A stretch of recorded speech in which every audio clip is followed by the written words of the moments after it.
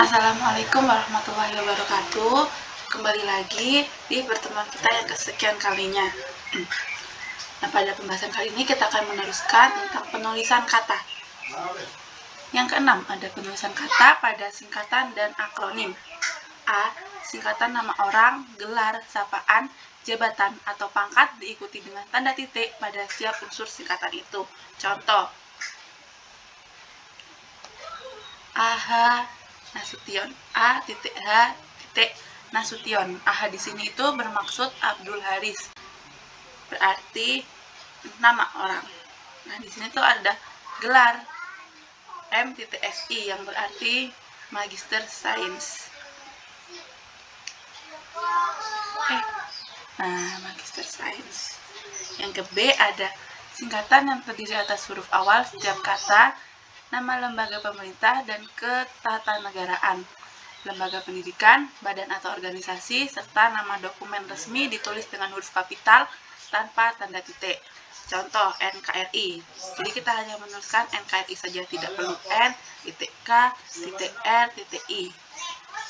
Tapi langsung NKRI yang berarti Negara Kesatuan Republik Indonesia. Begitu juga dengan UI, ITB, UGM, PBB, WHO, dan seterusnya. Itu tidak perlu tanda titik, beda halnya dengan yang pertama ini. Yang ketiga, ada singkatan yang terdiri atas huruf awal setiap kata yang bukan nama diri, ditulis dengan huruf kapital tanpa tanda titik. Contoh, PT, MAN, SD, KTP, SIM, NIP, dan lain sebagainya. Ini tuh tidak perlu tanda titik, tidak perlu K, titik T, titik P, tapi langsung aja KTP, seperti itu. Selanjutnya, singkatan yang terdiri atas 3 huruf atau lebih diikuti dengan tanda titik. HLM, halaman, DLL, titik, DKK, titik, dan lain sebagainya. Selanjutnya, ada singkatan yang terdiri atas 2 huruf yang lazim dipakai dalam surat menyurat, masing-masing diikuti oleh tanda titik. Dalam surat menyurat kita kan sering baca ini AN. Lanjut, lambang kimia. Singkatan, satuan ukuran, takaran, timbangan, dan mata uang tidak diikuti tanda titik. Ini cm, cm, tidak perlu diikuti tanda titik. Kilogram, rupiah, itu tidak perlu tanda titik ya. Tapi kita sering kan kita membaca Rp titik, itu sebenarnya yang betul adalah tidak perlu tanda titik. Selanjutnya ada akronim. Akronim nama diri yang terdiri atas huruf awal setiap kata ditulis dengan huruf kapital tanpa tanda titik. Nih, tidak perlu tanda titik. Jadi langsung aja menggunakan huruf kapital. Akronim nama diri yang berupa gabungan suku kata atau gabungan huruf dan suku kata dari deret kata ditulis dengan huruf awal kapital. Bulog, Bapenas, Kowani, Kalteng itu diawali dengan huruf kapital, tapi seterusnya tidak perlu kapital. Selanjutnya, akronim bukan nama diri yang berupa gabungan huruf awal dan suku kata atau gabungan suku kata ditulis dengan huruf kecil. Contoh, IPTEK. IPTEK ini tidak perlu huruf kapital sama sekali. Pemilu, puskesmas, tapim, rudal, tilang, apa saja dan lain sebagainya. Itu tidak perlu huruf kapital, tapi menggunakan huruf kecil saja. Yang ketujuh, angka dan bilangan. Angka Arab atau angka Romawi lazim dipakai sebagai lambang bilangan atau nomor. Angka Arab, ya, angka yang biasa kita baca, kita lihat. Selanjutnya ada angka Romawi. Kan harus itu ya, harus tahu gitu. Kalau L itu 50, C 100, D 500, M 1000, terus M aksen ini 1 juta. Bilangan dalam teks yang dapat dinyatakan dengan 1 atau 2 kata ditulis dengan huruf kecil, kecuali jika dipakai secara berurutan seperti dalam perincian. Contoh, Mereka menonton drama itu sampai 3 kali. Ini 1 atau 2 kata ditulis dengan huruf kecil 3 kali. 3 itu 1 kata dan ditulis menggunakan huruf kecil. Koleksi perpustakaan itu lebih dari 1 juta buku. Ini 2 kata. Tapi sama-sama menggunakan huruf kecil, tidak perlu huruf kapital. Di antara 72 anggota yang hadir, 52 orang setuju, 15 orang tidak setuju, dan 5 orang abstain. Nah, ini kan tidak perlu ditulis kalimat, tetapi menggunakan angka.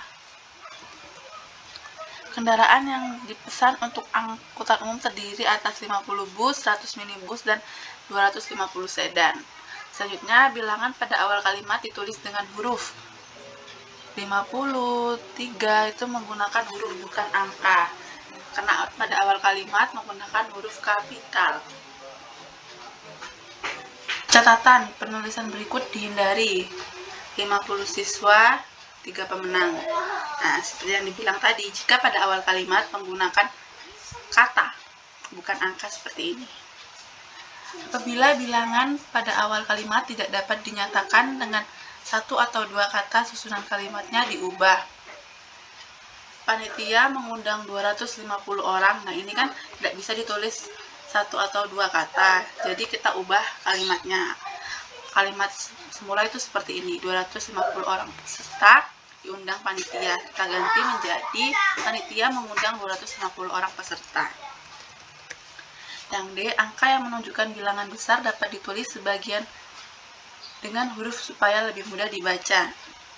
Dia mendapatkan bantuan 250 juta. 250 juta ini jika ditulis angka itu akan panjang. Kita dapat menggantinya dengan kata-kata, agar lebih mudah dibaca. Apalagi ini miliar, itu kan panjang ya, jika ditulis 0000, tapi kita ganti dengan kata. Angka dipakai untuk menyatakan ukuran panjang berat, luas, isi, dan waktu, serta nilai uang. Dan ini satuannya.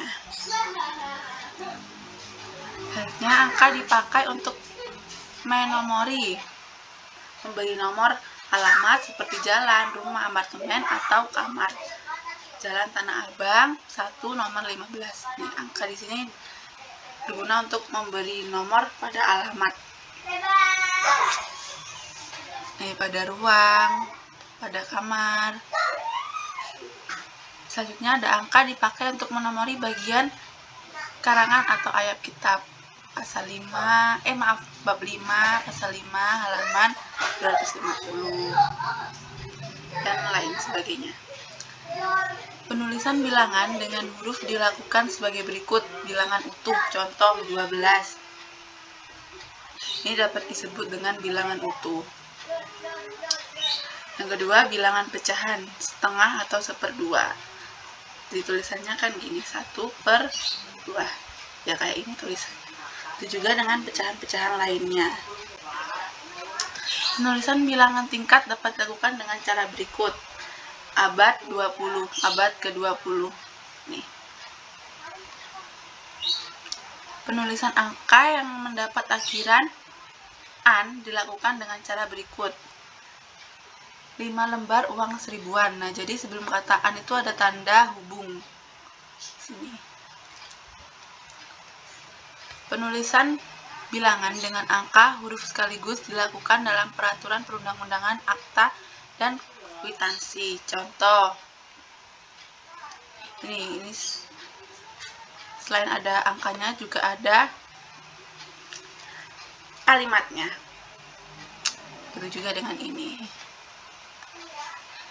Jadi setelah angka diikuti dengan kalimatnya.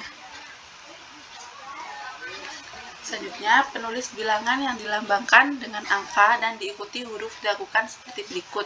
Contoh, saya lampirkan tanda terima uang sebesar 900.500 rupiah 50%. Nah, itu sama. Setelah angka baru diikuti dengan kalimat. Bilangan yang digunakan sebagai unsur nama geografi ditulis dengan huruf. kelapa 2, 3 raksa, itu kan menunjukkan geografi, jadi ditulis menggunakan huruf, bukan angka. Kata ganti ku, kau, kumu, dannya. Kata ganti ku dan kau ditulis serangkai dengan kata yang mengikutinya, sedangkan ku, mu, dannya ditulis serangkai dengan kata yang mendahulunya. Contoh, rumah itu telah kujual, ini ditulis serangkai. Bukuku, kau baca, kumu, bukunya, rumahnya itu ditulis serangkai. Dan terakhir ada kata si dan sang. Kata si dan sang ditulis terpisah dari kata yang mengikutinya. Nih, si pengirim, sang suami, sang adik. Dengan catatan, huruf awal sang ditulis dengan huruf kapital jika sang merupakan unsur nama Tuhan, sang pencipta. Tuh. Nih. Ingat jika nama Tuhan itu menggunakan huruf kapital. Nah, selanjutnya kita akan membahas tentang pemakaian tanda baca pada video yang lain, video selanjutnya. Terima kasih sudah menonton video ini. Semoga ilmu yang kita pelajari hari ini dapat bermanfaat dan kita semua bisa lulus pada perguruan tinggi yang kita inginkan. Amin. Semangat. Wassalamualaikum warahmatullahi wabarakatuh.